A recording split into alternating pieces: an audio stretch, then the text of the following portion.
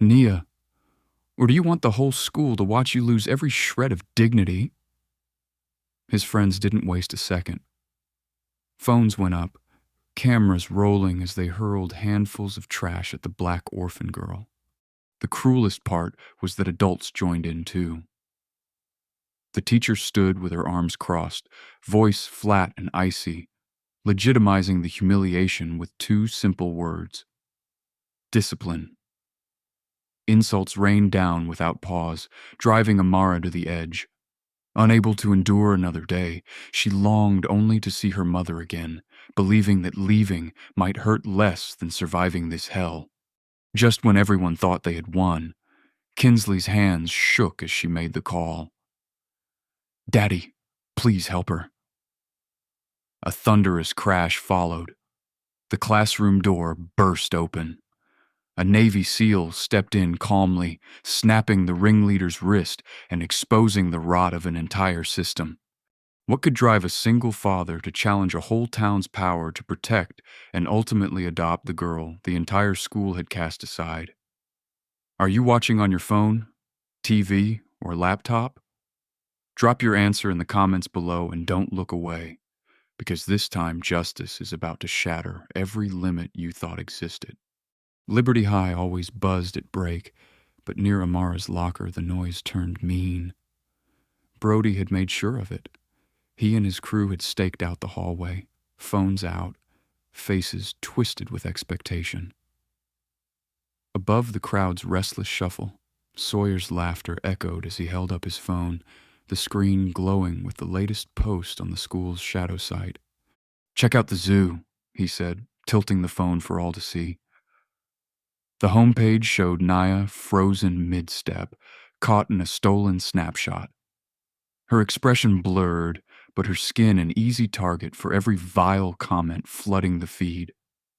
Someone had written, "Looks like Liberty's got a new gorilla," and another followed, "Bet she leaves oil stains wherever she sits." They laughed louder at that. Nia stood motionless, clutching her bag so hard the strap bit into her hand, but Brody didn't miss a beat.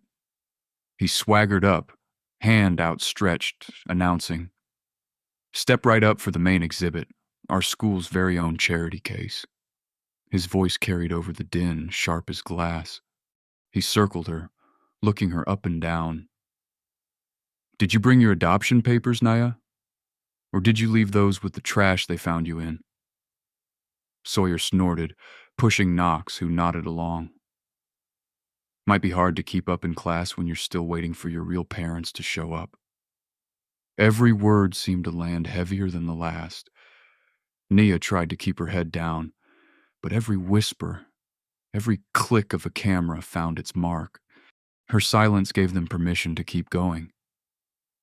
"Hey, smile for the camera," Brody jeered, holding up his phone and snapping another shot. "Don't worry, this one's for the zoo's VIP section. Maybe if you're lucky, someone will adopt you." The laughter that followed was sharp, cruel, almost rehearsed. He turned to the crowd, inviting them to watch. "Anyone got spare change for our resident orphan? Or do we just throw her some peanuts?" He didn't care that the hallway had quieted, that every student in earshot was now watching and saying nothing. It was then that Kinsley appeared, weaving through the group, face set. She stepped between Brody and Nia, voice steady but loud enough for others to hear. "Leave her alone, Brody. You're not funny. You're not clever. And all these people laughing, they're just scared of your dad." For a second, Brody's grin faltered. He straightened up, eyes cold. "You want to be a hero, Kinsley? You know my dad could get your dad fired in a second, right? One phone call." She stared back, jaw set, but the crowd had already started to drift. Some unwilling to pick a side, others just eager for the next bit of drama. Knox nudged Sawyer, mumbling, "Chill, man. She's not worth it." But Brody had decided this show wasn't over. He yanked open Nia's locker, scattering her books across the floor. "Let's see if there's anything worth selling in here." Maybe there's a hint about where she crawled out from. He found an old photograph, Nia's only picture of her late mother, and waved it around. Oh, look, a keepsake. Bet you wish she'd come back for you, huh? The words dug deeper than any shove. Nia lunged for the photo, but Brody jerked it out of reach. Nope, not so fast. This belongs to the zoo now. The crowd fell completely silent. Even those who had laughed before shifted their feet, uncertain. Sawyer glanced away, suddenly finding the linoleum fascinating. Nia's voice was barely a whisper, but she forced it out.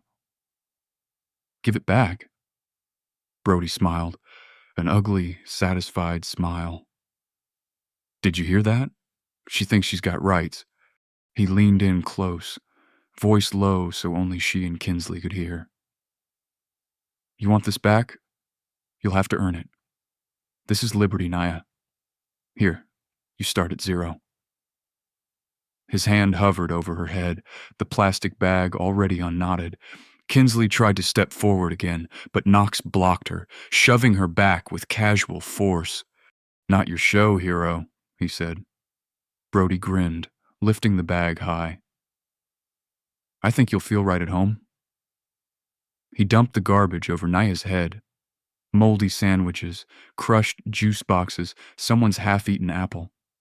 The hallway filled with the smell of rot. Brody didn't even blink. There you go, Zoo Queen. Welcome to your new house. Trash belongs with trash. Some laughed. A few snapped more photos, but most turned away, refusing to meet her eyes. Nia didn't move, even as the filth clung to her hair and clothes, dripping down onto the floor. Kinsley finally broke through Knox, grabbing a napkin from her own bag, but Brody blocked her with a shove. Don't waste your time, Kinsley. She'll never be clean. A teacher finally poked her head out, but seeing who was involved, quickly retreated. It was easier to let the powerful have their moment than risk being next. Clean this up, the teacher muttered, barely above a whisper before shutting the door. Brody tossed the photo at Nia's feet, already bent and soiled. Pick it up or I will. Nia knelt, fingers shaking as she grabbed the photograph, wiping at the dirt. Kinsley crouched beside her, voice soft but fierce. Don't let them see you break. You're not alone. Nia shook her head, trying to catch her breath. They'll never stop. Kinsley squeezed her shoulder. Neither will we. Nia forced herself to stand, photo in hand, trash still tangled in her hair. Brody watched them go, unbothered. You two better hurry. Wouldn't want to be late for Mrs. Langford's class. She's got a real treat lined up. The words trailed after them like a warning. History with Mrs. Langford was never just history. Her lessons were always a performance, a stage for showing who mattered and who didn't. That day she set the tone early, eyes scanning the room like she was hunting for a target. Today, she announced, we discuss social evolution, how families, values, and education shape what people become. Her gaze landed on Nia, lingering just a moment too long. Nia, why don't you come up and help us illustrate? Nia sat rigid at her desk, staring at the streaks of dried garbage clinging to her sleeve, but Mrs. Langford's request was a command, not an invitation. Nia stood slowly, crossing the silent rows as whispers started in the back. Brody kicked Kinsley's chair, grinning. Showtime at the board. Mrs. Langford didn't wait. Class, does anyone know the difference between advantage and deficiency? She gestured to Nia. Here we have a perfect example of someone with less. No stable home, no parental guidance, no history of academic excellence. The words stung sharper than the laughter echoing behind her. Nia stared at the floor, trying to hold herself together. Education isn't just about books, Mrs. Langford continued. It's about pedigree. And some people, unfortunately, start life so far behind they'll never catch up. Brody picked up a piece of chalk and tossed it at Nia's feet, smirking. Maybe she'll evolve if she tries hard enough. The class snickered. Kinsley shot him a look, but he just shrugged, delighted at his own cruelty. Mrs. Langford carried on. Nia, can you tell us what your parents did for a living? Nia swallowed, voice barely audible. My mom worked at a diner. My dad? I never met him. Mrs. Langford clucked her tongue. You see, class, compare that to someone like Brody, whose father is a respected leader in this community. Which student do you think is more likely to succeed? The comparison hung in the air, heavy and unfair. Brody winked at the class, then mouthed, Loser? Suddenly a piece of chalk hit Nia's shoulder. She flinched, but didn't look up. Another one followed, this time bouncing off her hand. Brody snickered louder. Maybe the zoo forgot to teach her how to speak up. Mrs. Langford didn't stop him. In fact, she turned her back and began writing on the board, giving silent permission for the abuse to continue. Let's remember, she called over her shoulder, this class rewards effort, not excuses. Nia's breath quickened. Sit down, Mrs. Langford said without looking. Unless you have something valuable to contribute. Nia hesitated, tears welling in her eyes. Mrs. Langford caught it, and her face hardened. Tears won't help you here. In my classroom, we don't coddle the unprepared. There is no place for weakness. The room fell quiet, the silence dense with discomfort. Brody whispered loudly, You hear that, Nia? Maybe you'd do better at a different school. Mrs. Langford shot him a look, but didn't say a word to stop him. Kinsley slammed her book shut, voice shaking. Why are you doing this? Why do you hate her so much? For a moment, the whole class froze, stunned by someone finally saying what they all felt but never dared to voice. Mrs. Langford's eyes narrowed, but she didn't answer right away. Instead, she pivoted the conversation. Sit down, Kinsley. If you're so concerned, maybe you'd like to join your friend up here and show us what happens to people who can't follow the rules. Kinsley stood her ground. It's not against the rules to have a heart. Mrs. Langford's lips curled. What's against the rules is disrupting my class with dramatics. You can join Nia in detention after school. Brody laughed. Better save her a seat in the loser section. Mrs. Langford continued her lesson, using Nia's name like a warning. Every student felt the message. Keep your head down or you could be next. During group work, while Mrs. Langford patrolled the aisles, Kinsley reached over and handed Nia a tissue. Don't let her get to you. She's worse than them. Nia wiped her cheeks, mumbling, I can't do this anymore. Kinsley's voice was low but determined. Yes, you can. We'll figure this out. Her hand brushed against Nia's, and something sharp poked her finger. She looked down, noticing a slip of paper had fallen from Mrs. Langford's binder onto the floor by Nia's desk. Curious, Kinsley discreetly unfolded the paper.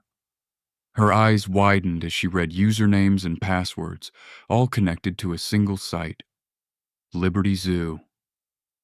At the bottom was an admin signature, M. Langford. Kinsley's heart pounded, realization settling in like ice. She leaned over and whispered, Mrs. Langford runs that site. She's the one posting your photos. Nia's breath caught, panic and anger mixing in her eyes. Are you sure? Kinsley nodded. We need to tell someone. But who would believe us? Just then, Mrs. Langford's sharp voice cut through the air. Is there a problem over there, girls? Kinsley shook her head, hiding the paper in her sleeve. Nothing, ma'am. Mrs. Langford stared them down but moved on. Nia gripped the edge of her desk, knuckles white. Brody, sensing the shift, grinned even wider. You two look nervous. Don't tell me you're plotting something. Kinsley faced him, steady for once. At least we don't hide behind our parents or teachers. Brody smirked. Keep talking and you'll regret it. The class tensed. Everyone suddenly more interested in their books. The sense of fear was thick. The bell rang, signaling the end of class, but nobody moved until Mrs. Langford dismissed them. Remember, she said coldly, in life some people start in the mud.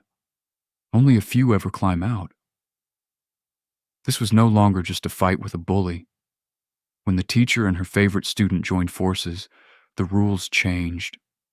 The doors to something far darker had just swung open, and for Nia there was nowhere left to hide. As a crowd slowly gathered behind the gym, drawn by the usual whispers and texts that always came before something ugly. Nia was already there, her back to the wall, staring at her feet, while Brody strutted around her like he owned the air. He grinned, waving the crumpled photo of Nia's mother above his head. Ready for a show? Let's see who's got the guts today. Sawyer and Knox flanked him, arms folded, blocking any exit. The crowd grew. Some kids pulled out their phones. Others turned away, pretending to tie their shoes or dig in their backpacks. But no one stepped in. Brody cleared his throat, holding up a wrinkled brown bag. Today it's simple. Who wants to throw the first sandwich? He held out the bag, shaking it so the contents tumbled out, a mix of soggy bread, apples, half-eaten snacks. Laughter rolled through the group, shallow and tense. Brody's voice cut through the noise. Nia, you want your precious photo back? Show some respect. Nia hesitated, eyes darting from the faces around her to the photo clutched in his hand. Knox nudged her forward, grip hard on her arm. Move or he'll rip it up, he said, tone flat, uncaring. With a shaky breath, Nia knelt in the mud, hands clenched so tight her knuckles showed white. Brody's smile widened. Bidding starts at $1. Who wants to teach our little orphan some manners? Sawyer tossed a crumpled bill onto the pile. I'm in. Knox followed suit. A few coins hit the ground, some thrown for the joke, others out of curiosity, but all for the spectacle. Kinsley burst through the crowd, shoving kids aside. Stop this now.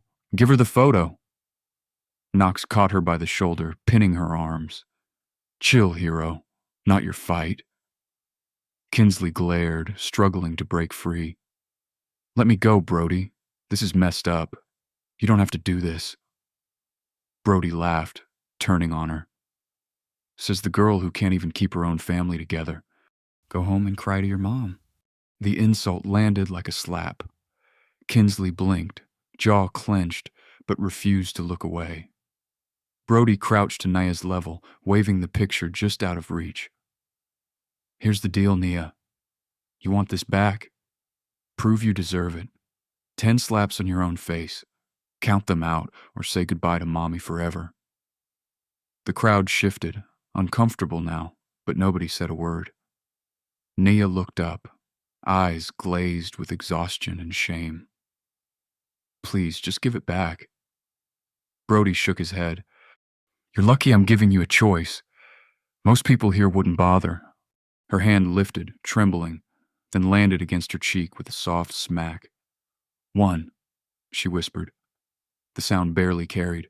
Louder, Brody barked. Show us you mean it.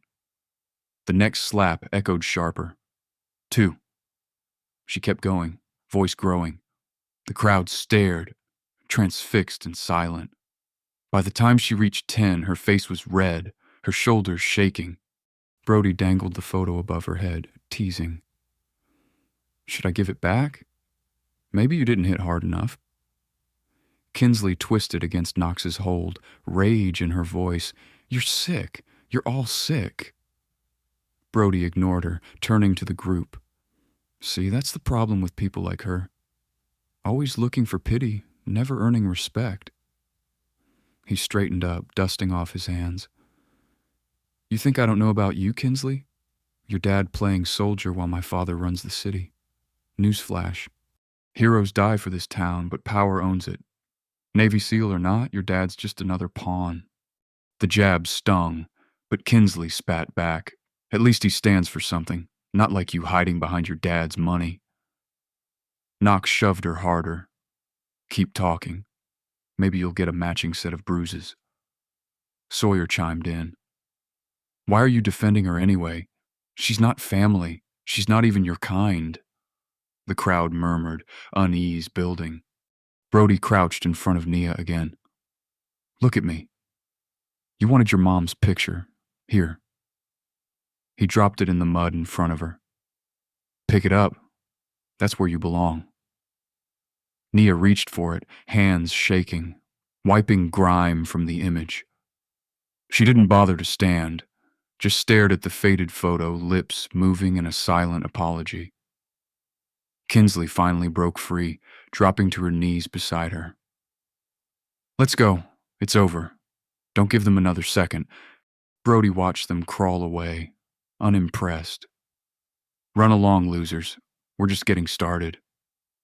Nobody spoke. A few kids drifted away, pretending it never happened.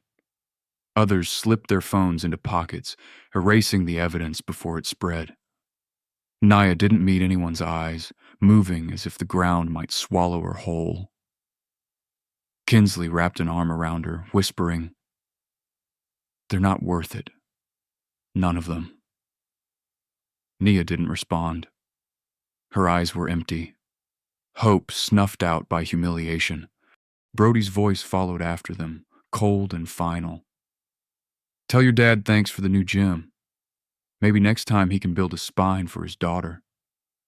The taunts faded as Nia and Kinsley disappeared behind the dumpsters. The last thing Nia heard before the silence closed in was a muttered, someone should do something. But nobody ever did. Later, alone in the bathroom, Nia pressed the ruined photo to her chest, trying to hold on to something real. But the damage was done. Her knees still ached from the gravel. Her face burned from her own hand. Nothing had changed except her belief that things could ever get better. That illusion was gone, buried beneath laughter and mud. She barely heard Kinsley knocking at the door, pleading for her to come out. Nia sat in the dark, rocking back and forth. The edge between despair and surrender grew thinner. There was only one place left to go. When hope had been ground into the dirt, the rooftop called to her, promising escape, silence, and an end to humiliation nobody seemed willing to stop. Nia moved through the hallway unnoticed. At the stairwell, her steps slowed. The rooftop door clicked behind her, shutting out the echo of daily life. For a long minute she stood by the ledge, knuckles pressed white against the rough concrete, the photograph in her pocket feeling heavier than stone. I'm sorry, she whispered, voice cracking. I tried. On the other side of the door, Kinsley slammed her shoulder against the frame, breath coming fast. She'd tracked Nia here, heart thundering, refusing to let the silence win. Nia, please open up.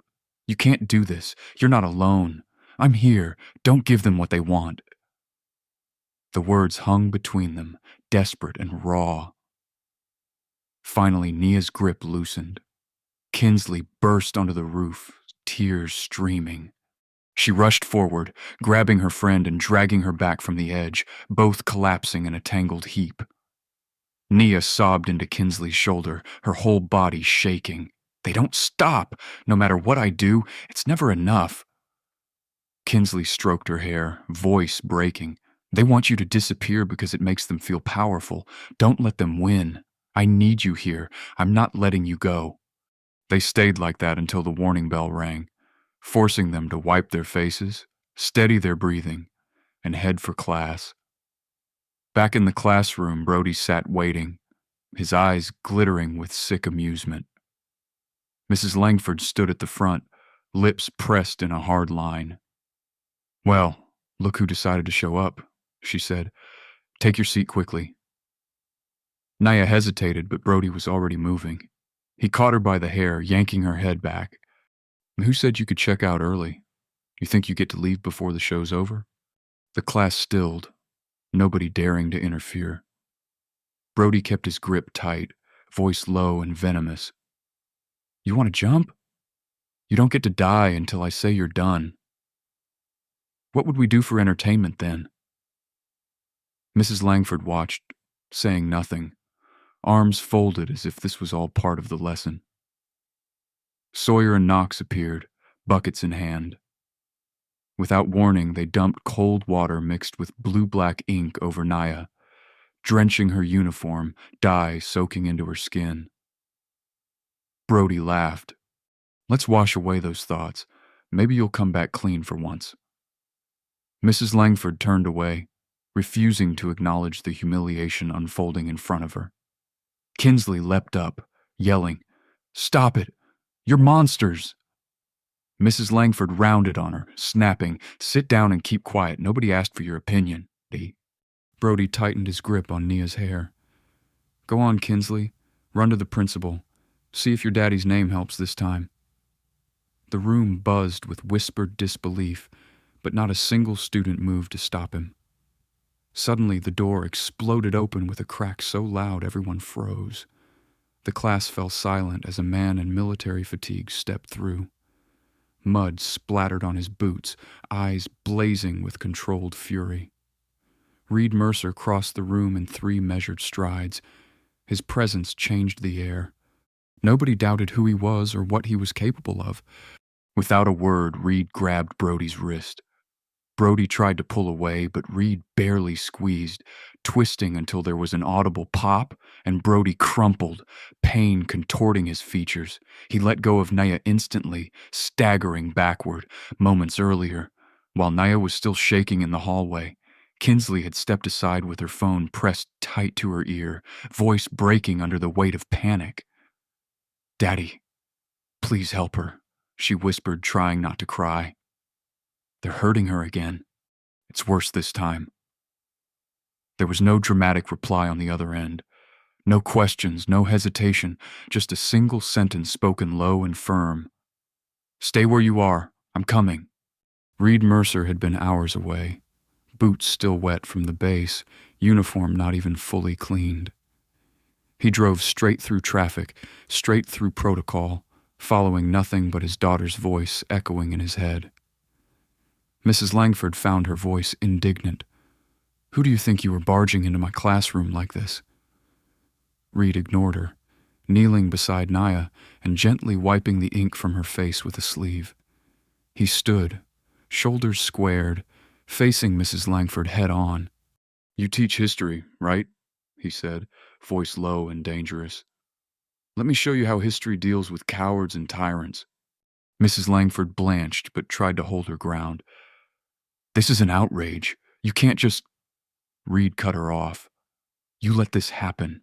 You let them destroy her. That ends now." The class stared in stunned silence, nobody daring to move. Brody clutched his wrist, eyes darting from Reid to Mrs. Langford. "He broke my arm. Do something." Mrs. Langford looked to the door, but Reid blocked her path. "You're not going anywhere. Not until someone answers for what's happened here." He turned to Nia, scooping her up as if she weighed nothing, and started for the door. "You're safe now," he told her, his voice a mix of steel and warmth. Nia clung to him, barely believing this sudden turn, relief mixing with shock. Students parted to let him pass. For a split second, every eye in the room dropped, guilt spreading in waves. Mrs. Langford called after him, voice shrill. "You can't just take her. That's against school policy." Reid didn't slow, didn't look back. "Some policies deserve to be broken," he replied, pushing through the doorway. The classroom remained frozen, the usual power dynamic upended in a single moment. As Reid carried Nia away, Kinsley followed, jaw set, her loyalty unshakable. The nurse's office felt sterile, heavy with the kind of silence that comes after chaos. Reid set Nia gently on the cot, pulling a clean towel from the cabinet and wetting it without a word. He moved with calm precision, dabbing ink from her cheeks, careful not to touch the places where her skin was already red and raw. Kinsley hovered at the edge of the room, arms crossed, anger simmering just beneath her steady gaze. Nia stayed quiet, gripping the photograph to her chest as if it were the only thing holding her together. Reid finally spoke, his voice low but firm. "How long has this been going on?" Nia looked away, unable to answer. He glanced at Kinsley, who answered for her. "Since the start of the year. It's gotten worse." Reid nodded, lips pressed tight. He gently pulled back the sleeve of Nia's shirt, exposing a bruise that ran up her forearm. He didn't flinch, but his jaw tightened. "These are old," he murmured, almost to himself. "Did anyone ever help you?" Nia shook her head, her voice barely above a whisper. "Nobody wanted to get involved." Reid's hands stilled. "You're involved now. That ends today." The door swung open, and the principal walked in, clipboard in hand, face set in a polite but weary smile. "Mr. Mercer, I'm going to have to ask you to step outside. We can handle this internally. The school has procedures for these kinds of situations." Reid didn't move. "Your procedures put her in this bed. Your procedures let them do this to her." The principal stiffened. "We appreciate your concern, but if you'd let us—" Reid cut him off, pulling a small device from his jacket pocket and placing it on the desk. "This is a secure military recording device. I had it running the entire time I was in that classroom. It picked up every word, every threat, every laugh. I'm not asking for your process. I'm giving you evidence." The principal hesitated, suddenly less sure of himself. We will need to discuss this with the school board." Reid shook his head, eyes cold. "There's nothing to discuss. What happened to Nia was abuse by both students and faculty. If you won't act, I will." The principal faltered. "Let's not make this bigger than it needs to be. Surely we can come to an understanding." Reid straightened, his presence filling the small room. "My understanding is simple. Nia is under my protection from this moment forward. I'm starting the adoption process. I will be her guardian, and she will not spend another minute in this school without someone fighting for her." Kinsley's jaw dropped. Even Nia froze, her grip on the photograph loosening. You mean it?" she asked. Reid met her gaze, voice softening just a touch. "Nobody should go through this alone. Not anymore." For the first time, a flicker of something like hope crossed Nia's face. Kinsley moved to her side, squeezing her hand. "You don't have to be scared anymore. He's got your back." The principal sputtered. "Adoption isn't something you just declare in an office, and there's paperwork, hearings." Reid cut him off. "That's my problem. Your problem is making sure the students and staff responsible face real consequences. If you sweep this under the rug, you'll be answering to more than the board." There was a tense pause. Then the principal backed away, defeated. "We'll cooperate, but this will draw attention." Reid nodded, eyes unblinking. "That's the point."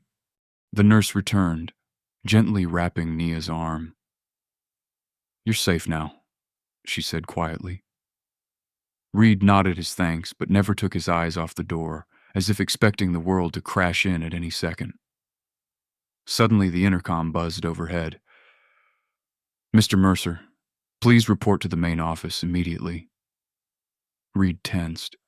The principal stepped forward. "That's probably the mayor's office. I'm afraid there's been a complaint." Reid stood, face hardening. "Let them complain. I have nothing to hide." Nia looked up at him, searching his face for any sign of fear. She found none. Reid put a reassuring hand on her shoulder. Stay here with Kinsley. Don't move until I come back. Nia nodded, her eyes following him out the door.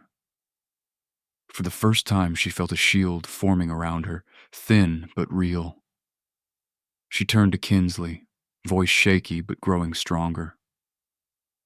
Why would he do this for me? He barely knows me.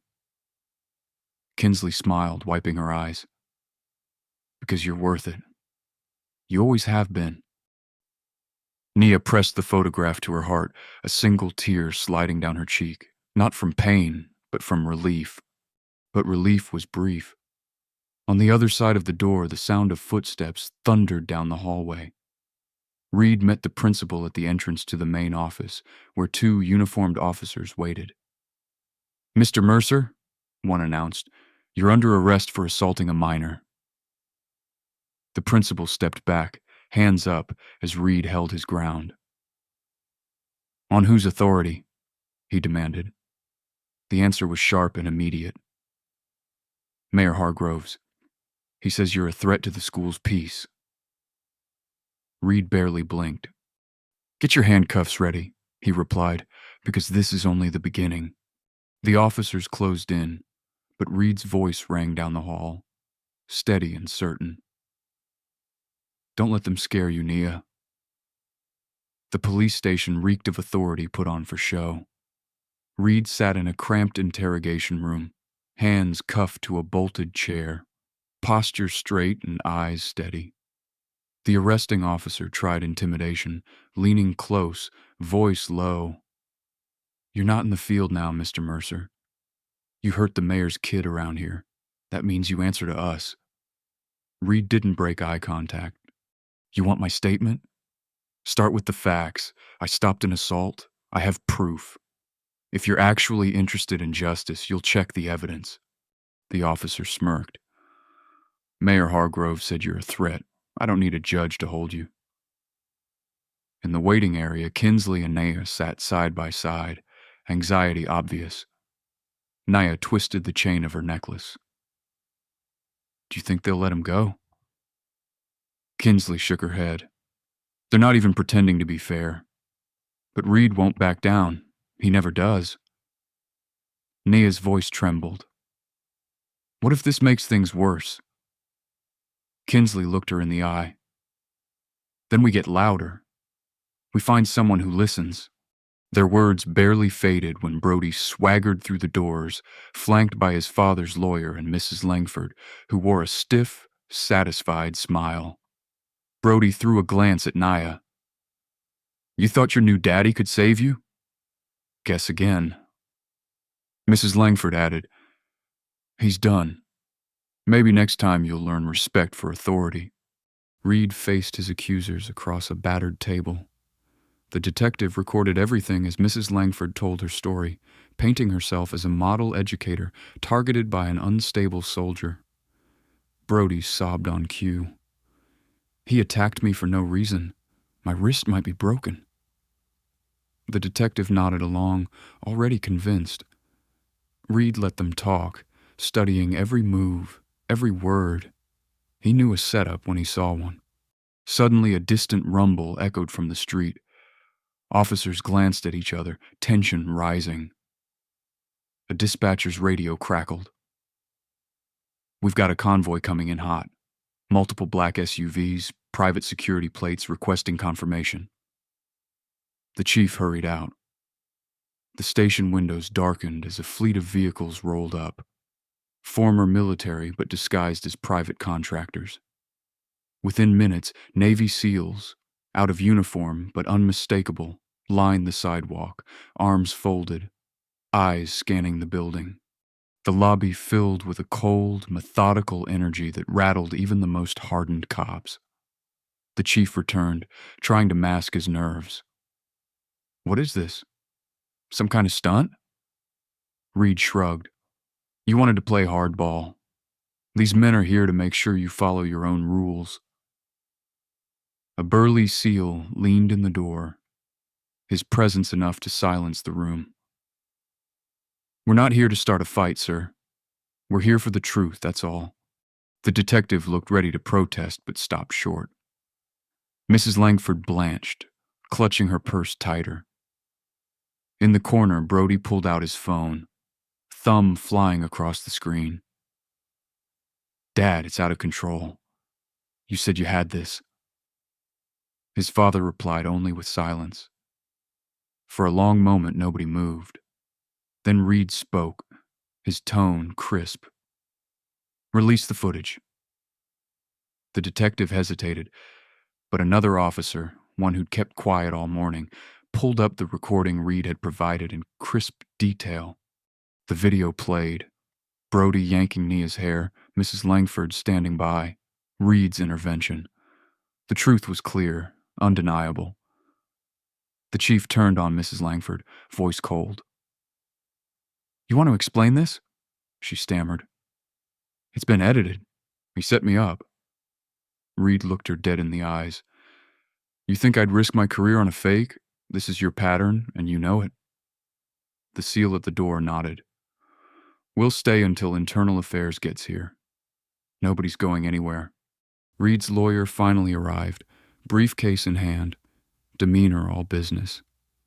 He presented a stack of affidavits from witnesses, students, parents, even a junior teacher who'd seen enough. The legal case unraveled. The chief had no choice. "Remove the cuffs. Mr. Mercer, you're free to go, but don't leave town. There will be further questions." Reid rolled his wrists, standing tall. He gave a nod to his team outside.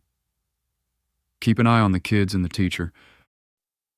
His men spread out, making it clear intimidation ran both ways. Mrs. Langford stormed out, phone glued to her ear, barking at someone about legal fees and character assassination. Brody slunk behind her, the swagger gone. Nia watched Reid approach. "Are you okay?" she asked. Reid managed a small smile. "It takes more than a few bullies to stop me." Kinsley exhaled. "What now?" Reid's eyes hardened. "Now we gather evidence. We don't fight them in the shadows. They control the darkness. We drag it all into the light." Nia looked at the uniformed men still posted at the station doors. She realized just how much power a united front could have if it refused to be afraid. Reid led them out into the sun, head high. But Liberty's secrets didn't crumble that easily. This wasn't just a schoolyard feud or a corrupt cop's bad day. The enemy had money, influence, a network built on threats and fear. Reid knew it would take more than muscle to dismantle the system. The night air pulsed with an uneasy quiet, the kind that always comes before a reckoning. Mrs. Langford's house sat in a manicured cul-de-sac, lights glowing on every porch, but that did nothing to stop her from feeling watched. She double-checked every lock and peered out the curtains, nerves raw.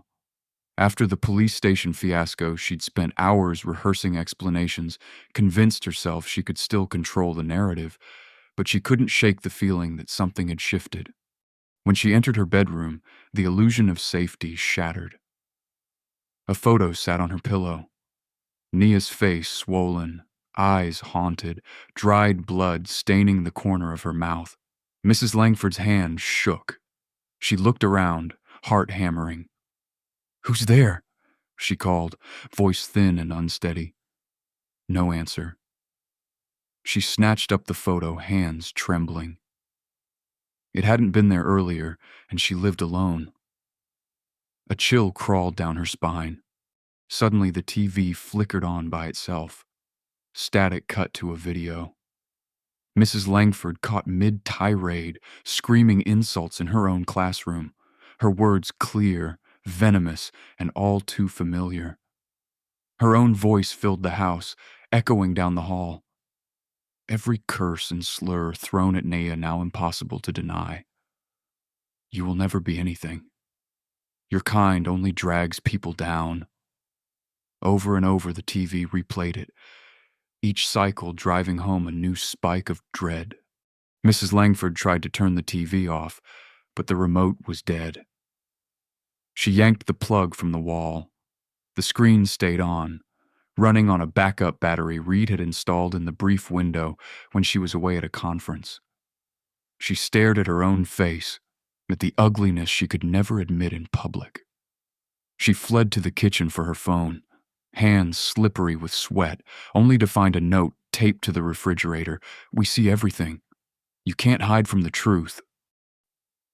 The handwriting was blocky, impossible to trace. She dialed the police, but the call dropped. When she tried again, the line only buzzed with a faint echo of her own voice. The words she'd thrown at Nia played back at her. Panic set in, wild and sharp. She ran back to the bedroom, slamming the door, trying to shut out the relentless reminders. Then, under her pillow, she found a USB drive marked with her own initials. A note beside it read, "What you did isn't forgotten. Justice doesn't sleep." Hands shaking, she plugged it into her laptop. Video files filled the screen. Clips of her in the hallway talking to Brody, handing him envelopes, discussing punishments. Audio files, too. Conversations with Mayor Hargrove about problem students and keeping up appearances. She clicked through, unable to stop, heart racing as the evidence of her complicity scrolled past. In the living room, the TV's volume spiked, replaying her worst moments. She smashed the remote, but the video looped, now alternating between her voice and Nia's cries. The whole house felt smaller, closing in on her. Her hand shook so badly she knocked over a lamp, the crash echoing in the empty space. Tears streaked her cheeks. "Stop it. Leave me alone." Her voice broke, no authority left in it, but the reminders kept coming. Shadows moved at the edge of her vision, always gone when she turned her head. She called out, "Who's there?" But silence was her only answer. She scrambled through her purse for her car keys, desperate to leave, but a fresh note waited on the dashboard of her locked car. "Running won't save you. Confess." It was unmistakable. Whoever did this knew everything and wanted her terrified. She sobbed, defeated, clinging to her phone, but it only buzzed with a text from an unknown number. "Justice has eyes everywhere. The past is coming for you."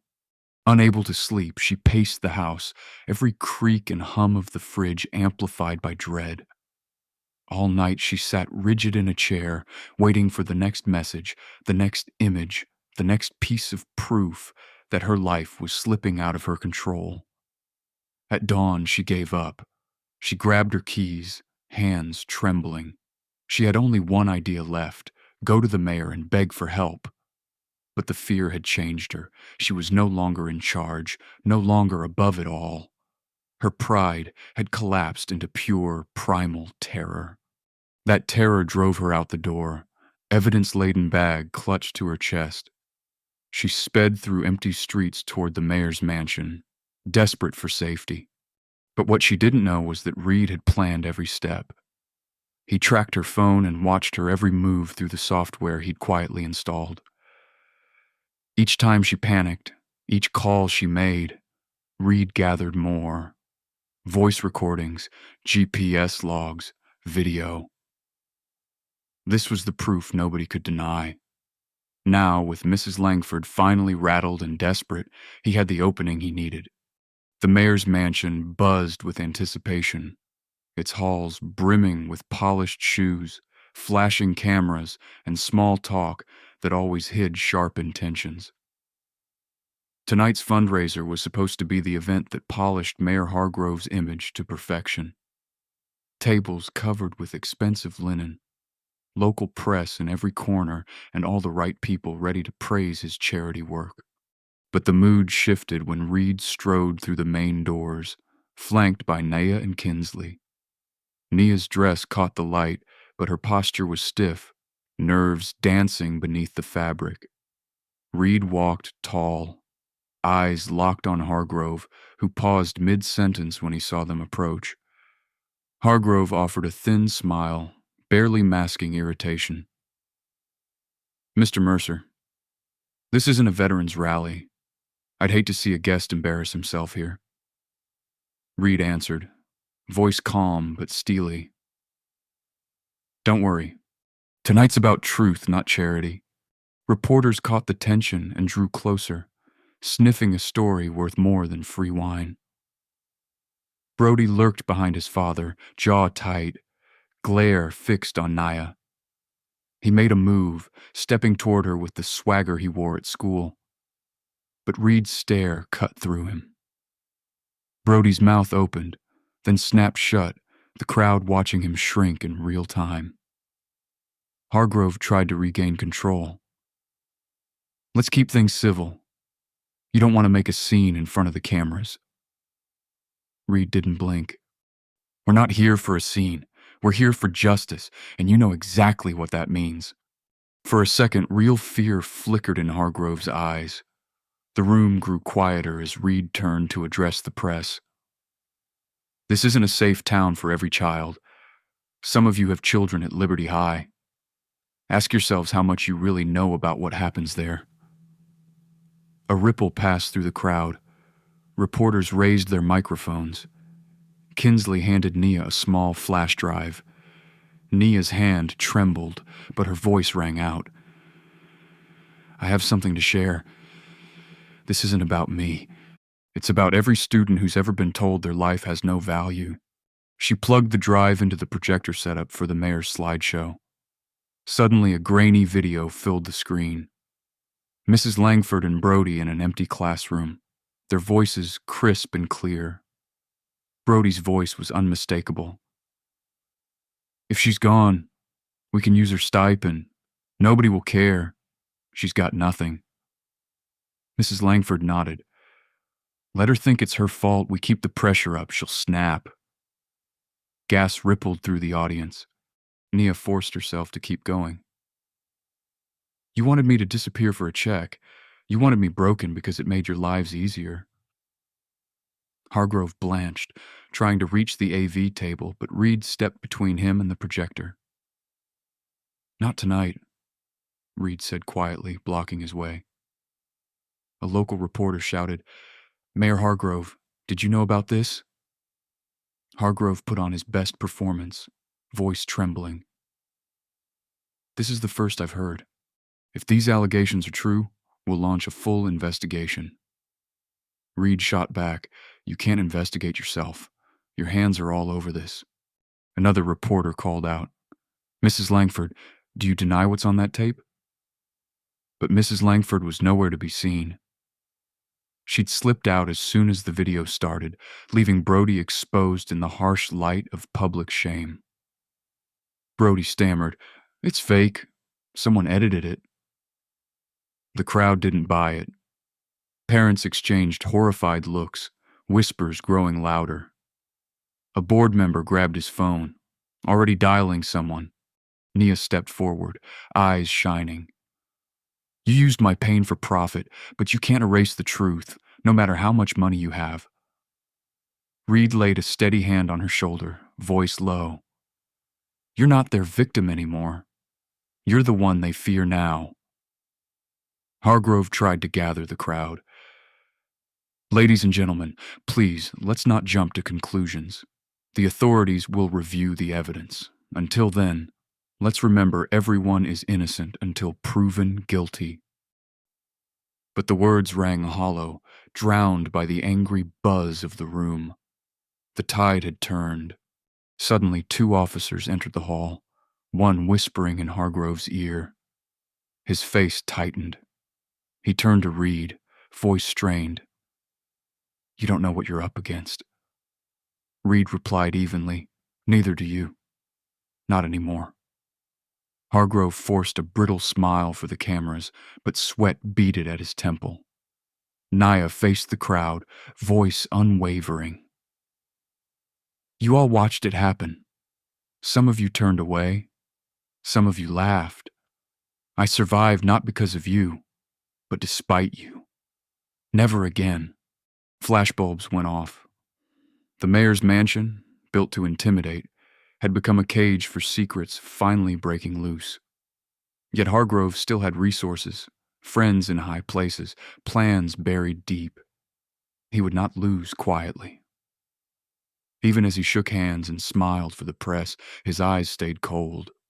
Reid caught that look, understanding this battle was public now, but the war was only getting nastier. Outside, reporters hounded the guests for comments. Parents whispered, uncertain which side would win. Nia and Kinsley left with Reid, walking out past the velvet ropes, heads high. Hargrove stayed behind, phone pressed to his ear, voice hissing threats and promises. In every corner the feeling was clear, nothing would be hidden anymore.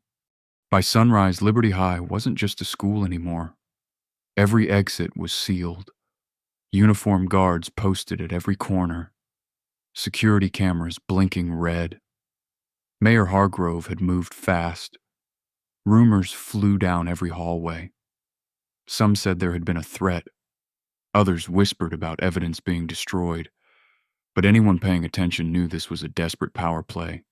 Reid arrived at the gates with Nia and Kinsley, spotting the private security teams that answered only to Hargrove. "Stay close. Don't talk to anyone you don't trust," Reid ordered, his voice clipped, eyes reading every movement. The halls felt strange, too quiet for a place so full of secrets. Reid guided the girls through a side door, avoiding the main foyer where the mayor's men clustered. "Why lock down the whole school?" Kinsley muttered. "Hargrove's cleaning house," Reid replied. "He knows what we have. He'll do anything to erase it before it hits the courts." Suddenly, Reid caught a glint of something down the math wing. A pair of men moving in formation. Radios on their shoulders. Not school security, real muscle. He herded Nia and Kinsley into an empty classroom, pulling a map of the school up on his phone. "We need to reach the server room. That's where Mrs. Langford keeps her backups. We get that drive, they lose their last leverage." Footsteps pounded closer. One of Hargrove's men shouted, "There by the lockers." Reid shoved a desk against the door, turning to the girls.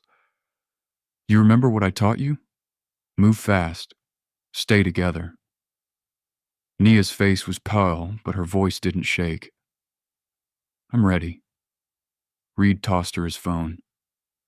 "If we get separated, send everything to the contact named Phoenix." Kinsley nodded. "What about you?" Reid's answer was all business. "I'll slow them down. Go." He barreled into the hallway, drawing attention, leading two of the guards on a chase through the science wing. Nia and Kinsley slipped down the art corridor, dodging a third guard. They ducked into the tech lab, hearts pounding. "He's risking everything," Kinsley whispered. Nia steadied herself. "So are we." Meanwhile, Reid used every trick he knew, triggering the fire alarm, shorting out cameras, forcing the guards to split up. In the chaos, he circled back, grabbing a broken chair leg for defense, setting off another alarm near the gym. Every time a guard thought they had him cornered, Reid disappeared, leaving only confusion and frustration behind. Finally, Nia and Kinsley reached the server room, locked tight. Kinsley scanned the keypad. "The code is Mrs. Langford's birth year plus her classroom number." Nia punched in the numbers, door swinging open.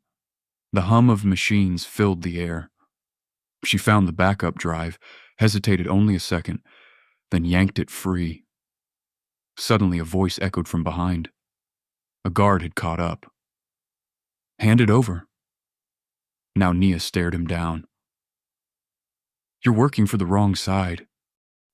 Before he could react, Reid crashed in from behind, disarming him in 2 moves. "We're done here," Reid said, grabbing the drive and ushering the girls back out. But they weren't alone. Mrs. Langford and Brody blocked the far exit, faces wild. Mrs. Langford spat, "Give me the drive. You have no idea what you're doing." Reid held it up. "I know exactly what I'm doing. It's over." Brody's voice cracked.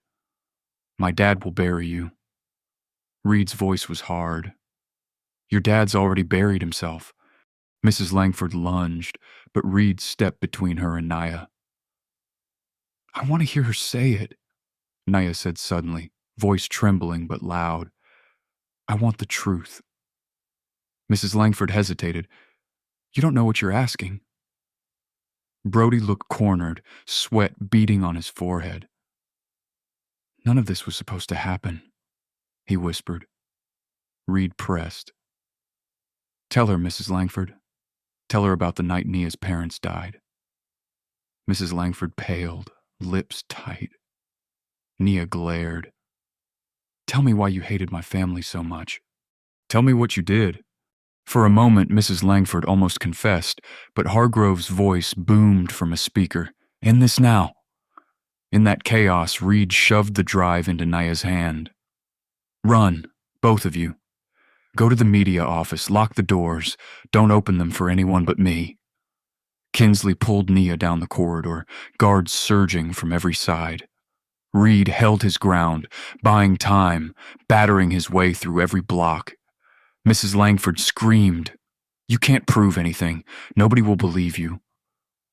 Reid met her eyes. "They will when the truth's out. You can't erase everything." The sound of sirens started outside. Someone had called the real police. The tide was turning. Nia and Kinsley burst into the media room, bolting the door behind them.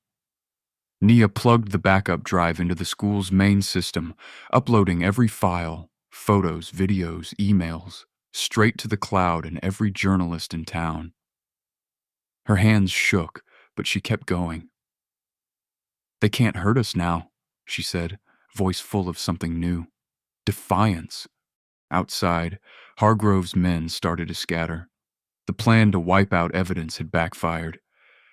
Reid dragged a bloodied, defeated Brody to the main office, throwing him at Mrs. Langford's feet.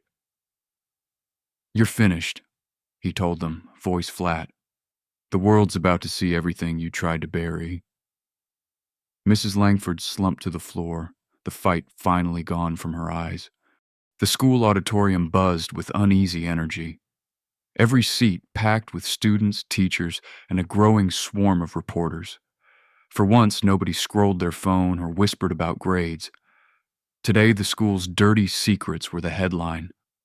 At the front of the stage, Hargrove tried to look in control, standing tall beside Brody, while Mrs. Langford sat with her hands folded tightly in her lap, eyes darting at every entrance. Reid took his place at the podium, papers and a flash drive in hand, ready to dismantle years of silence. He started without ceremony. "Today isn't about rumors. It's about the truth. You've all seen the footage. You've seen what happens when power is abused and people look away." He gestured for Nia and Kinsley to join him, their presence turning whispers into absolute silence. "There's more. Much more." He signaled the tech crew. On the giant screen, emails and voice recordings filled the air. Mrs. Langford and Hargrove plotting disciplinary records, arranging for evidence to disappear, mocking the orphan girl. Each new file made the crowd angrier. Mrs. Langford's face drained of color, hands shaking. Hargrove shot her a look meant to silence, but she looked away. Reid's voice stayed steady. "You thought you could erase people's lives for profit. You tried to crush anyone who threatened your scheme. But you forgot something. Survivors remember. The truth never stays buried forever." Reporters jotted notes furiously. Parents shifted in their seats, some looking horrified, others ashamed. Then Reid dropped the first bomb. He turned to Nia, holding up an old locket found among her mother's belongings. Nia's parents died in a hit and run 8 years ago. Until today, the case was unsolved. The crowd tensed. He cued a video. Dashcam footage, grainy but clear, showed a familiar car barreling through a crosswalk at night.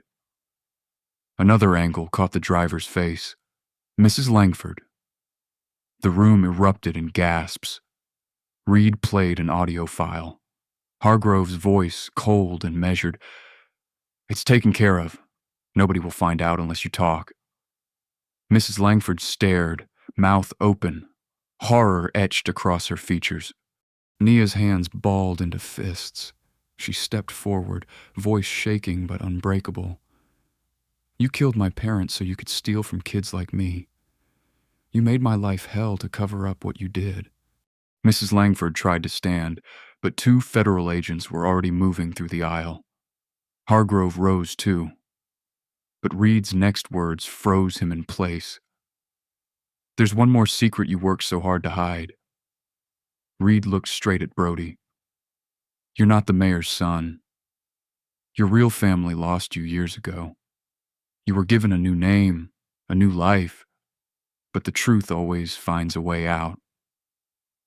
He held up another file, a DNA test corroborated with adoption records, all now splashed on the screen. Brody's legs buckled. He stared at Hargrove. Dad, tell them it's a lie. Hargrove didn't look at him. He stepped back, already calculating his own survival.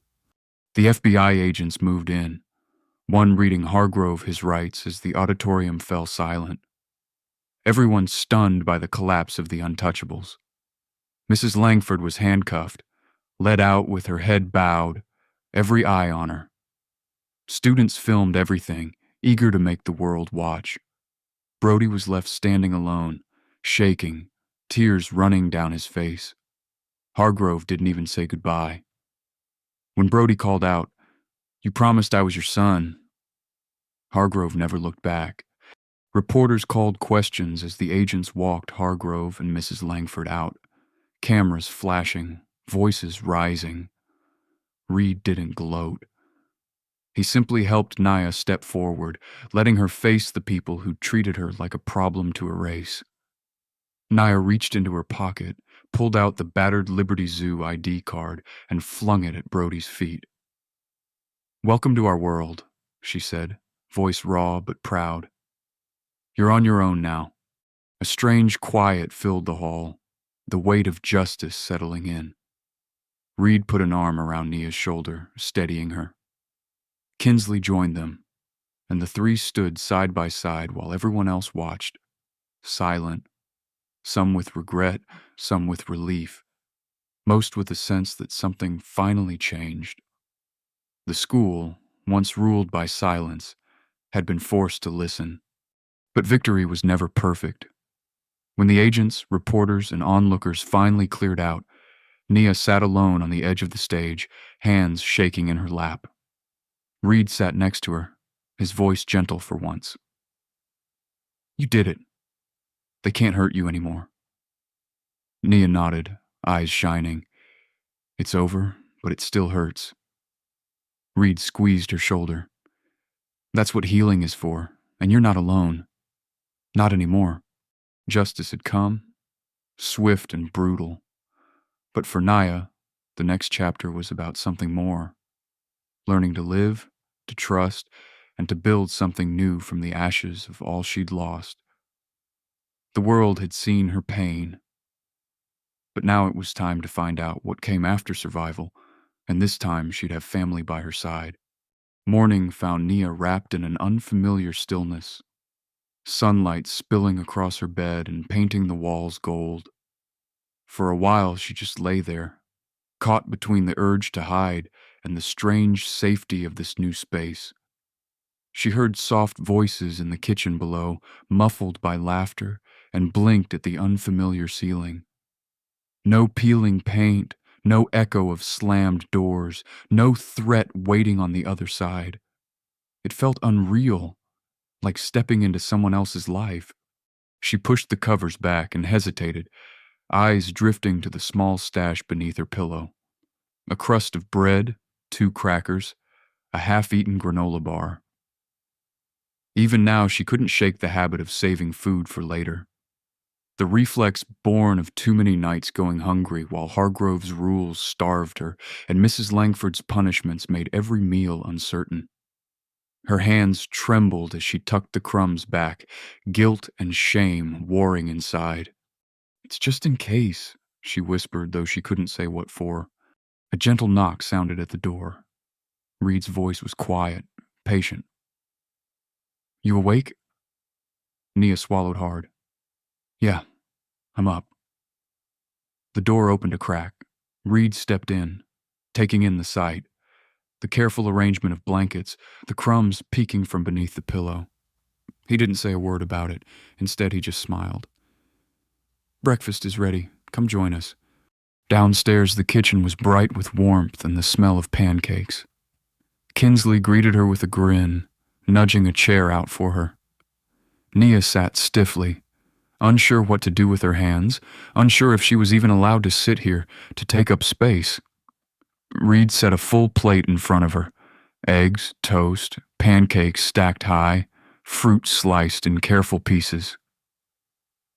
Eat as much as you want, he said gently, catching her hesitation. You don't need to hide anything. You don't need to save for later. There's more than enough and you're safe. Nia blinked, eyes stinging. She tried to pick up the fork, but her hand shook so badly she nearly dropped it. Reid noticed, reaching out but keeping his tone easy, as if this was all normal. Nobody's going to take it from you. If you finish, I'll make more. I promise, Nia. There's always more here. It took everything she had to believe him. Slowly, the fear eased from her fingers, and she took a bite. The food was real. The taste warm and steady, settling her nerves in ways she hadn't felt for years. Kinsley chatted about nothing and everything, filling the silence with jokes and stories from her own rough days. I once hid Skittles in my shoes, she admitted. And Nia found herself smiling, the tension melting just a little. Reid poured her a glass of milk, setting it by her elbow. You're allowed to spill things, he said. You're allowed to make mistakes. This is your house now. You don't have to be afraid. Halfway through breakfast, Nia's elbow brushed her glass, knocking it to the floor. The crash snapped something inside her. She froze, heart pounding, old terror rising up. Without thinking, she slid from her chair, dropped to her knees, and reached for the shards with her bare hands. In her mind, she was already bracing for shouts, for a slap, for someone to call her names or drag her away. Instead, Reid crouched down beside her, gently taking her wrist before she could touch the broken pieces. Stop, Nia, he said softly, voice steady. Let me help. He didn't scold. He didn't yell. He knelt down with her, picked up the shards carefully, and handed her a napkin. Accidents happen. Nobody here's mad at you. Nia couldn't look at him. She stared at the floor, whispering. I'm sorry. I'll clean it up. Please don't be angry. Reid placed a hand on her shoulder. I'm not angry. You don't have to apologize for existing, for needing things, or for making a mess. You're safe here. I want you to feel that. Kinsley knelt next to them. You know what happens when I drop something? She said with a smirk. Reid dropped something twice as big the next day just so I don't feel alone. Nia looked between them, searching for the trick, but there wasn't one. She let out a shaky laugh, tears slipping down her cheeks. Reid offered her a towel and a gentle squeeze on the arm. Come on, let's start fresh. New glass, new day. They finished breakfast together, Reid telling a story about the worst mess he'd ever made in Navy training. Burned oatmeal everywhere, smoke alarms blaring. Kinsley added her own disasters, making Nia giggle. For the first time, her hands didn't shake when she reached for the syrup. The air grew lighter, the fear receding bit by bit. Afterward, Reid cleared the table, waving away her offer to help. You've done enough work just surviving, Nia. Let us take care of you now. Kinsley grabbed her by the hand, pulling her to the living room. They sprawled on the couch, laughing over cartoons, the weight of the past slowly loosening its grip. Later, Reid walked her back to her room. He gently moved the pillow and brushed away the crumbs. You don't have to hide food anymore. If you're hungry, you come find me. I'll never say no." Nia looked down, embarrassment burning in her cheeks. "It's a habit. I'm sorry." Reid shook his head. "No apologies. We all carry scars. We all have habits that take time to break, but you don't have to carry them alone." He knelt beside her, eye level, his voice honest. "Freedom isn't just about being safe from the people who hurt you. It's about learning you don't have to live in fear anymore. Not of hunger, not of mistakes, not of being left behind. You have a place here for as long as you want it."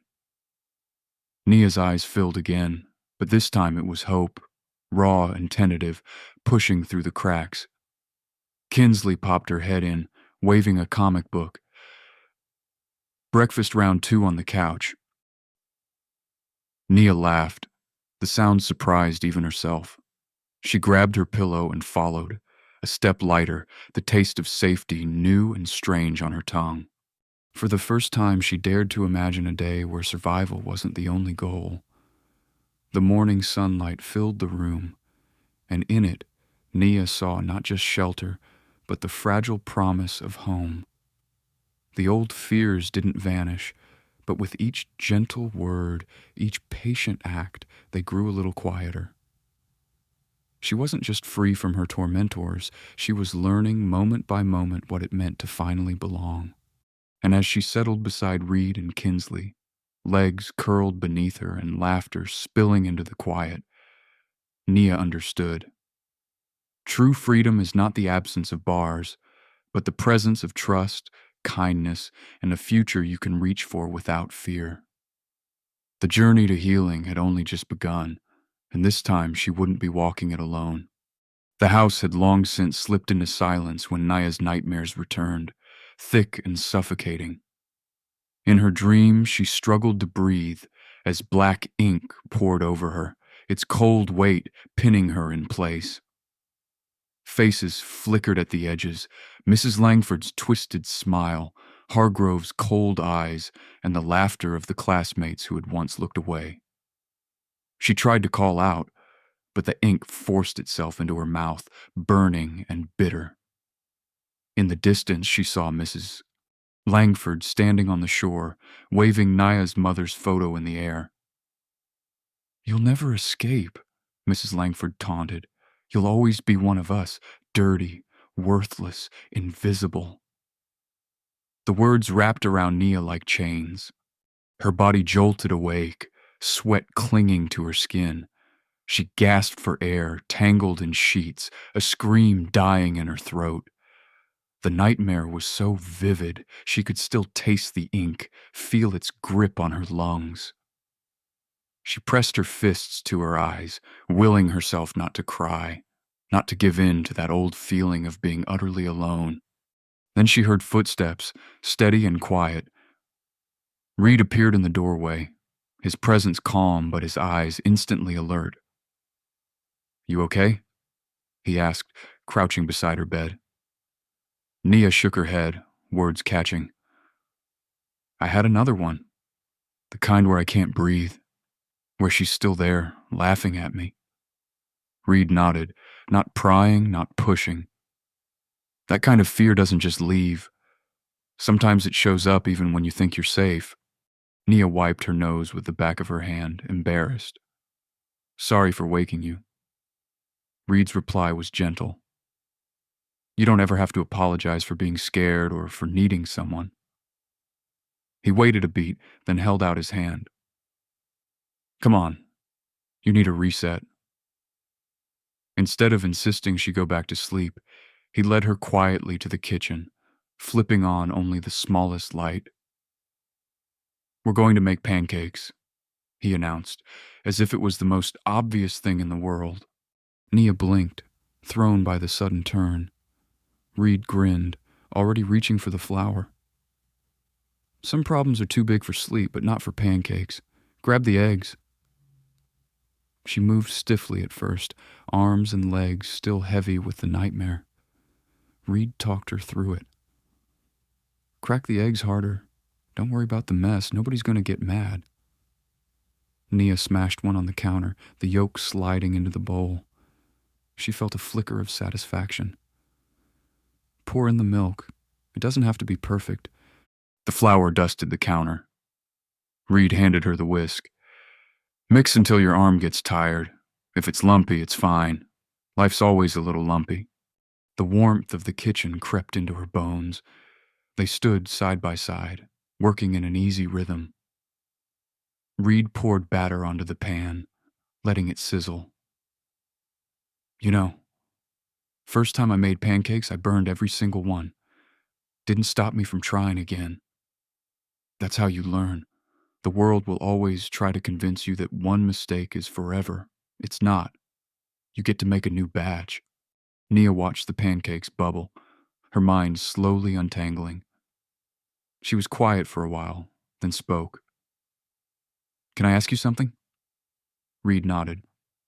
Anything. Her voice was hesitant.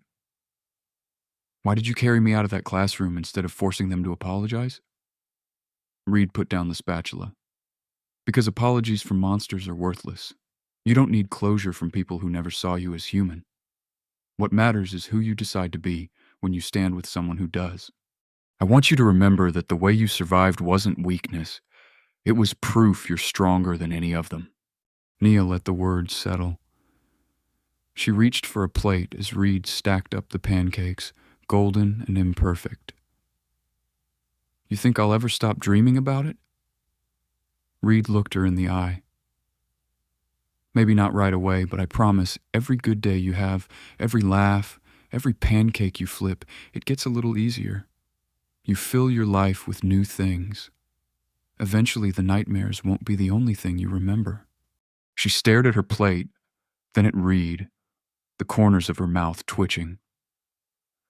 That sounds too easy. Reid shrugged, flipping another pancake. It's not, but I'll be here every time you need a reminder. They ate together in the quiet. Nia picking at the food at first, then devouring it as hunger pushed past fear. She felt lighter, the terror of the night replaced by something almost like hope.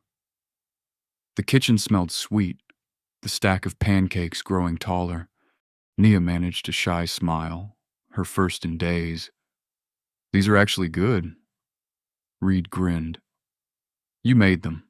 All I did was not burn down the house. She giggled, the sound strange but welcome in the quiet kitchen. For a while, the nightmare faded into the background. But when she finished, the news on Reid's phone flashed. Trial dates, photos of Hargrove in handcuffs, reporters camped outside the courthouse. Reality pressed in. Nia stared at the screen, the fear creeping back. What if I can't handle the courtroom? What if they look at me like I'm just the next headline? Reid covered her hand with his. You're not a headline. You're not what happened to you. You're Nia Mercer. You get to decide how this ends. She nodded, but the old doubts lingered. Even after pancakes and promises, the wounds of the past weren't healed in a night. But she was learning to reach out, to trust that someone would be there when the dark came. She carried the taste of burnt edges and syrup back to bed. Hope and worry tangled together. That night the nightmares didn't come. Or maybe they did. But this time she had something stronger to fight them with. A memory of hands guiding hers, of laughter in the dark, of pancakes made imperfect and shared with someone who cared. Healing wasn't linear, wasn't neat, but for the first time it felt possible. The world outside would keep demanding more. But in that kitchen, Nia had found something worth holding on to. And with each sunrise, she'd take one step closer to a life where her scars didn't define her future. It was afternoon when Reid led Nia and Kinsley into his private gym, the kind built for training soldiers, not kids. Rows of padded mats, heavy bags, and battered gear lined the walls, everything clean and purposeful. Nia hovered near the door, arms crossed over her chest. She'd survived schoolyard brawls and nightmares, but the sight of gloves and weights brought a different kind of fear. "Is this really necessary?" she asked, her voice tight. Reid glanced back, meeting her doubt with calm. "I'm not here to turn you into a fighter, Nia. I'm here to teach you how to control fear. You can't always avoid what scares you, but you can decide how it shapes you." Kinsley shot her an encouraging smile. "He made me do burpees until I almost passed out. You'll be fine." Nia rolled her eyes, half amused, half skeptical. Reid led them to the center mat. "Remember when Brody and Knox pinned your arms behind your back?" Nia flinched at the memory. Reid nodded, acknowledging the pain but not letting it define her. "Today you're going to learn how to break that grip. You get to decide who puts hands on you, not them, not ever again." He demonstrated the move, quick, simple, efficient. It's about leverage, not strength. If they grab you, drop your weight, twist your hips, and push their thumb. He made Kinsley play the role of attacker. "Grab me," he ordered. Kinsley obeyed. Reid slipped out with a swift motion, flipping her over his shoulder in one fluid move. "See? It's not about hurting. It's about not being held." Nia hesitated. "What if I can't do it?" Reid's reply was steady. "Then you try again and again. Nobody here expects perfection. I only care that you show up." He motioned for her to come forward. She stepped onto the mat, hands sweating. Kinsley took her arm, mimicking the grip she'd seen too many times in dark hallways. Nia froze, panic threatening to choke her, but Reid's voice anchored her. "Breathe. You're safe. This is your space. You control what happens next." She tried the move once, barely budging Kinsley. "It's okay," Reid said. Again. She tried again, her hands shaking less. "Don't fight the fear. Use it. All these days you wished you could break free. Put it here." This time something shifted. She twisted, dropped her weight, and for a split second Kinsley's grip broke. Nia stumbled, but she was free.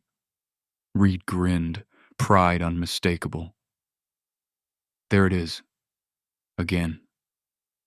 Each time the move got sharper, her breath steadier. Sweat pooled at the base of her neck, but so did something unfamiliar. Satisfaction. After 30 minutes, Nia could escape every grip Kinsley tried. Reid clapped his hands. "That's enough for today. You're learning faster than most recruits." Nia slumped to the floor, panting, cheeks flushed. Kinsley flopped down beside her. "Told you he was a hard ass," she teased, but Nia only grinned. For the first time, strength pulsed through her arms, a power she'd never felt before. Reid sat across from them, his tone serious. "What I'm teaching you isn't just for fights. Fear can be a weapon or a chain. Most people let it decide for them. You're learning how to make it work for you. The strongest people I know aren't the ones who never fall. They're the ones who never quit." He reached into his pocket, pulling out a small box. "I had this made for you." Nia opened it to find a silver chain with a simple tag engraved. "Mercer. Never retreat." Her hands trembled as she lifted it. "I didn't earn this," she whispered. Reid shook his head. "You're wrong. You've earned it every day you got up and tried again. That's all any of us can do." He helped her fasten it around her neck. "When you feel weak, remember what you learned here. Steel isn't just in your muscles. It's in your will." Nia squeezed the pendant, the words sinking in. Kinsley nudged her. "You look like a badass. Wear it to school. Make them jealous." Nia laughed, a genuine sound that startled her. Reid stood, offering them both a hand up. "You don't have to be unbreakable, just unwilling to give up." They finished with a round of stretches. muscles aching but spirits light. Nia watched her reflection in the gym mirror, surprised at the girl staring back. Tired, yes, but standing taller. Kinsley looped her arm around Nia's shoulders. Next time I want a rematch. No mercy. Nia nudged her. Bring it on, but maybe skip the burpees. The gym session ended, but the lessons lingered. Strength wasn't just about fighting. It was about refusing to bow, about taking back ownership of your own story. Reid handed her a towel, his expression proud. You're tougher than you know. Remember that, especially when the world tries to tell you otherwise. As they headed out, the late afternoon sun caught the silver chain at Nia's throat. She fingered it absently, feeling the weight of its promise. Never retreat, never surrender. It wasn't just a motto. It was a vow she made to herself and to the family who'd shown her that courage isn't the absence of fear, but the resolve to stand up again and again, no matter how many times life knocks you down. The gym door closed behind them, but Nia's newfound strength didn't stay inside. The next test wouldn't come on a mat or with a coach nearby. It would come in the days ahead when memories tried to drag her back and when her voice would be needed most. But with steel in her will and her new family at her side, Nia knew she had what it took to face anything that came next. And this time, she wouldn't be fighting alone. Sunlight filtered into the backyard where Nia and Kinsley sat cross-legged on the grass, the air alive with a rare sense of ease. It was the first weekend in months without dread curling in Nia's stomach. She watched Kinsley scroll through her phone, head bent, hair spilling across her shoulders like a shield. You ever get nervous walking into a new school? Nia asked, picking at the thread of her sleeve. Kinsley grinned. I used to throw up every morning before class. Nobody's as cool as they pretend. Nia snorted, the sound surprising both of them. What about when people stare or when they whisper? Kinsley met her gaze, smile fading into something softer. Let them stare. Their opinions aren't my story. You set your own rules now. Kinsley led Nia to her room, throwing open the closet. First, ditch the old hoodie. You don't have to hide anymore. She handed Nia a sharp black blazer, jeans that fit, sneakers clean and bold. If they want to talk, give them something to talk about. Nia hesitated, then slid the clothes on. The new look felt like armor. Kinsley spun her around. You look like you belong in a courtroom, not a cafeteria.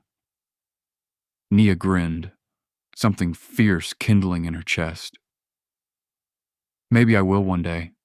They practice comebacks in the bathroom mirror, turning taunts into punchlines. If someone calls you names, say, you must be bored if I'm all you talk about. If they ask stupid questions about your hair, say, Google's free. Nia repeated each line, voice growing steadier. Laughter chased out the old fear. For a while, they forgot about court dates and nightmares. Just two sisters planning how to stand taller. Later, they sprawled on the lawn, a plate of cookies between them. I used to dream about a sister, Nia admitted, voice low.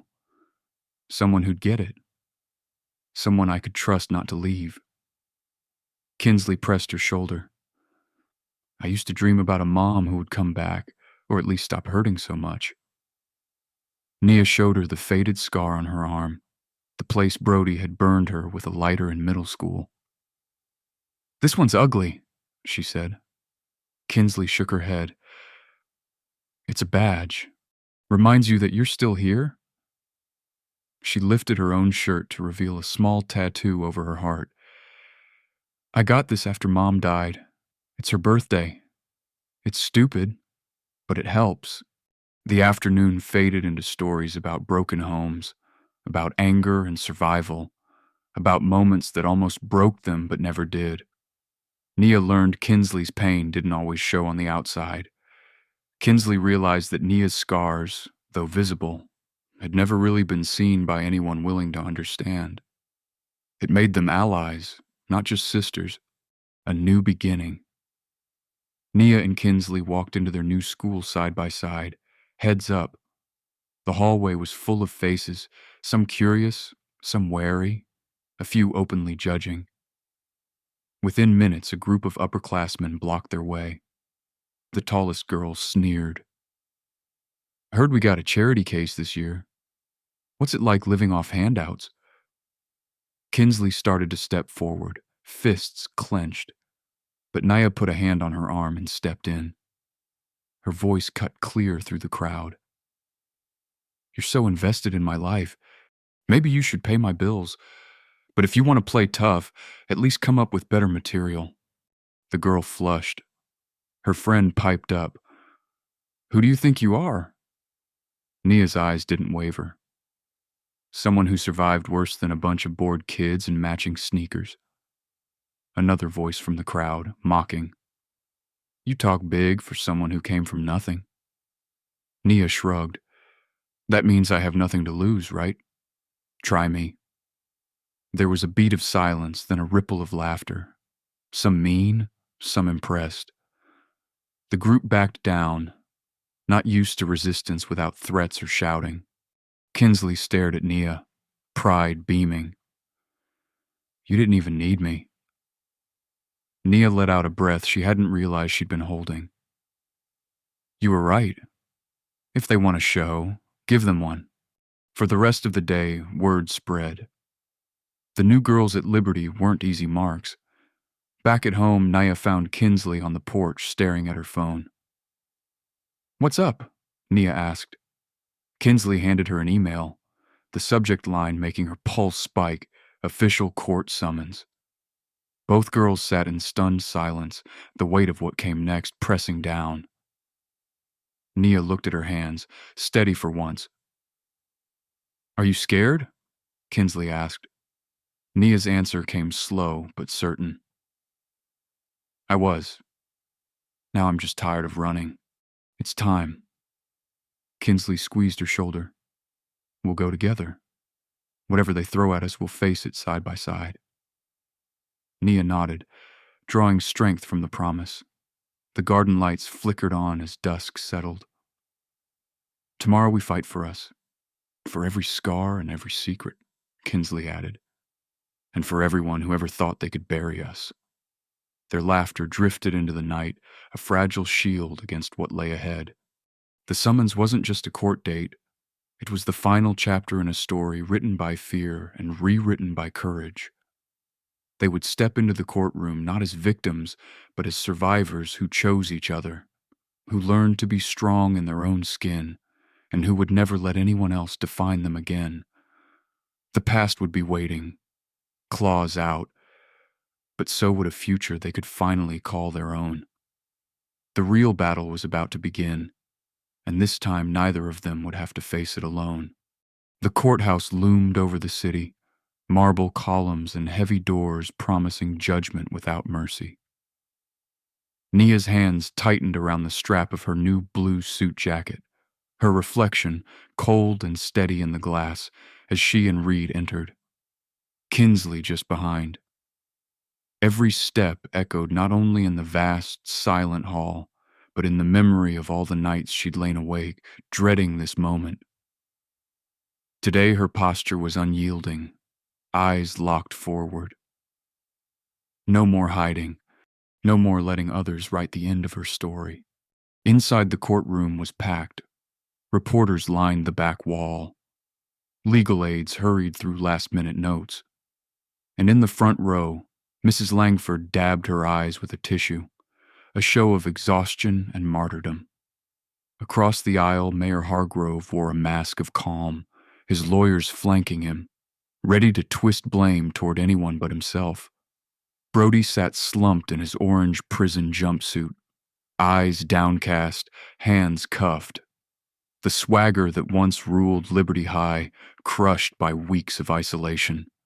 Reid squeezed Nia's shoulder. "You know what you're here for. Speak your truth. That's all anyone can do." Kinsley brushed her fingers across Nia's palm, a silent promise. The judge entered, the room rising in uneasy unison, and the proceedings began.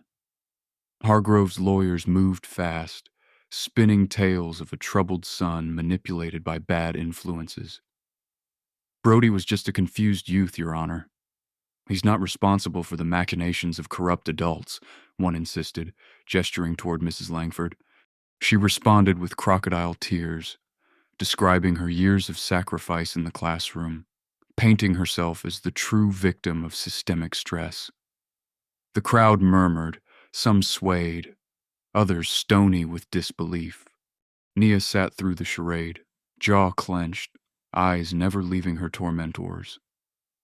When the judge called her name, she stood and crossed the aisle, every inch of her new self on display. The court clerk offered her a script, notes for testimony, but Nia handed them back, voice even. I won't be reading today. She turned, locking eyes with Mrs. Langford. Do you remember the day you poured ink on my head? Her voice rang out, clear and unwavering. You said you wanted to wash away the darkness, that I was less than everyone else here because I had no parents, no name. You told me I would always be nothing. Mrs. Langford sobbed into her hands, but Nia didn't flinch. You tried to drown me in shame. You failed.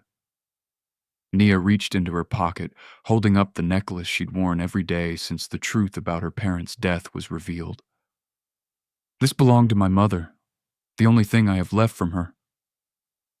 When the school tried to erase me, when this town let you turn my life into a spectacle, I survived. I found out you killed my parents to keep your secrets. I found out that Hargrove paid for silence while you made me a scapegoat. Hargrove stiffened in his seat. Your Honor, I object. The judge silenced him with a glare. Nia continued, eyes shining with tears that refused to fall. You thought you could hide the truth with money and cruelty, but what you covered in black, you only exposed. You dyed your own life darker every time you tried to erase mine. A hush fell over the courtroom. Even the reporters stopped writing, listening instead. She faced Brody, voice softer. You hated me because I was proof of everything you wanted to forget. You weren't born to be a monster, but you let people make you one. Brody shook, unable to look up. You get to choose what you do next. I hope you make better choices than the ones they taught you. The judge leaned forward. That will do, Miss Mercer. Nia nodded, stepping down, heart pounding but light. Reid's eyes glistened. Kinsley's smile was fierce. After a brief recess, the verdicts were read, for the charges of conspiracy, manslaughter, fraud, and abuse of authority. This court sentences Mayor Hargrove and Mrs. Langford to life in prison without parole. The words hit like thunder. Hargrove exploded, shouting about injustice and corruption, but no one moved to defend him. Mrs. Langford collapsed into sobs, guards leading her away as cameras flashed. Brody received a lighter sentence, remanded to a military reform school. His crimes weighed against the manipulation and abandonment that defined his life. He didn't protest, only stared at Nia, his defeat total. In the corridor, reporters swarmed for comment. Reid shielded Nia and Kinsley, but Nia paused, speaking into the cluster of microphones. I was bullied, beaten, starved, and nearly destroyed because people in power thought they could get away with anything. But I survived. We all did. If you're out there and you think your voice doesn't matter, believe me, it does. Don't let anyone write your ending. Stepping through the courthouse doors, sunlight struck Nia's face, and for once she didn't shrink from its glare. Kinsley linked arms with her, Reid on her other side. How do you feel? Kinsley asked quietly. Nia breathed in, letting the air fill her lungs. I feel ready, she replied, for whatever comes next.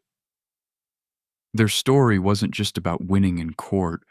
It was about reclaiming power, redefining family, and walking into the future with heads held high. The past could never be erased, but the hold it had on them faded a little more with every step into the light. And this time, Nia wasn't walking alone. The afternoon felt different, lighter, freer, almost unreal. Reid stood tall in his dress uniform on the Mercer porch, his hands steady as he guided Nia and Kinsley into place beside him. The flag rippled above them, a silent witness to this new chapter.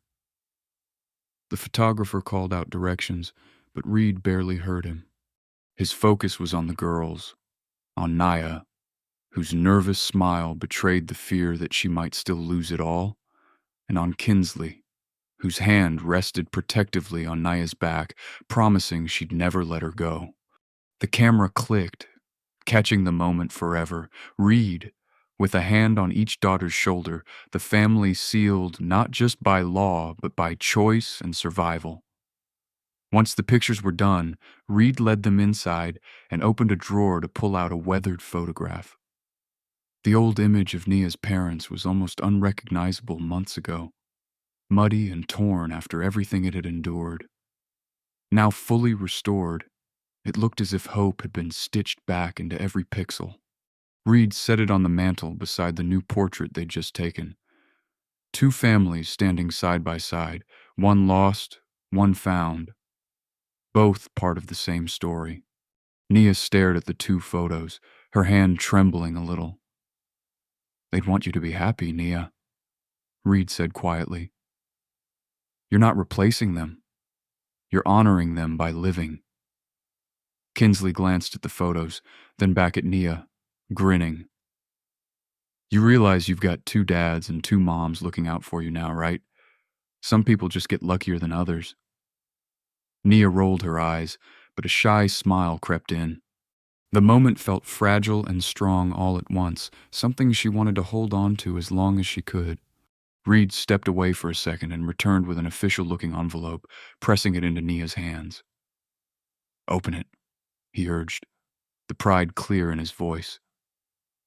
Nia unfolded the adoption certificate, the gold seal gleaming. She ran a finger over her name. Nia Mercer, permanent, official. No one left to take her away. "It's real?" she asked, not quite trusting it. Reid nodded. "It's real. Nobody can change that." For a while, the three of them just stood there in the quiet, the world outside fading away. The flag fluttered in the wind, the sun started to dip, and everything felt exactly as it should, like a family. "So what now?" Nia finally asked. Reid squeezed her shoulder. "Now you get to decide who you'll become, what you want to say to the world. You've earned that." The paperwork was finished, the court battles behind them. But Nia knew the real work, healing, finding her place, was just beginning. Still, with her new family beside her and the shadows of the past behind her, she was finally ready to speak, not just for herself, but for every kid who'd ever needed to know it's possible to find home again. From high above the city, the world seemed both enormous and suddenly possible. Nia stood at the rooftop, feeling the wind tangle her hair, eyes tracing the streets and buildings where she'd been invisible for so long. Down below, life moved forward, kids running, cars honking, the past already fading into yesterday. For the first time, the scars on her skin and heart didn't feel like ugly reminders, but like proof she'd made it through. She wasn't broken. She was marked by survival. Her thoughts turned back through every trial, every whispered insult, every shove, every hungry night where she doubted she mattered. She remembered the faces that tried to erase her, but she remembered the ones who pulled her through even more. Reid's steady hand, Kinsley's laughter, even her own stubborn refusal to give in. She understood now. Bullies always act from fear, not strength.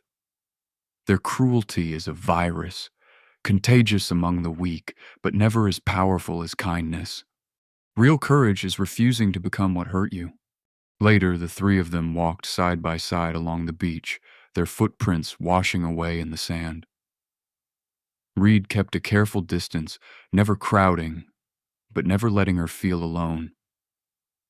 Kinsley skipped ahead, arms flung wide, calling Nia to join her. The horizon was streaked with gold, the day closing with the promise of something new. Nia reached into her bag and pulled out the old hoodie, the same one she'd worn to disappear, to shrink herself so nobody would notice the pain. She paused, then tossed it into the surf, watching the waves claim it and pull it under. Kinsley cheered, clapping. Reid smiled. Nia felt light, freer than she'd ever been, like maybe every scar had led her exactly to this moment. She turned back to the camera, ready at last to share what she'd learned. If you're out there and you feel small or unwanted because of your skin, your story, or your scars, don't believe the people who try to make you less. Your pain is not your fault. Your existence is not an accident. Your color is a gift, not a curse. She looked at Reid, then at Kinsley, her voice steady. I was never saved because I was an orphan. I was saved because I was worth saving. You are too. The strongest people I know are the ones who build peace, not war, inside broken hearts. Don't let this world decide your worth. Don't let it erase your story. She watched the last sunlight dance on the water, hope swelling. She knew more battles would come, but she would face them as herself, unafraid, unashamed, unbroken. Nia took a step toward the future, her family beside her, the past forgiven, but not forgotten. I am Nia Mercer, she declared quietly, and I am home. Nia didn't walk away healed or untouched by what had happened to her. The scars remained, some visible, some buried deep. But she walked away knowing one truth she had never been allowed to believe before. Her life had value long before anyone chose to protect it. She learned that cruelty thrives when silence feels safer than courage, and that dignity is not something others grant you. It is something you claim even when your voice is shaking. Reid didn't save her because she was broken or helpless. He stood beside her because no human being deserves to be erased. If this story moved you, what part stayed with you the longest? Have you ever witnessed cruelty and wished you had spoken up or found the strength to do so? Share your thoughts and experiences in the comments. And if stories like this matter to you, remember to like and subscribe so we can keep telling the stories that need to be heard.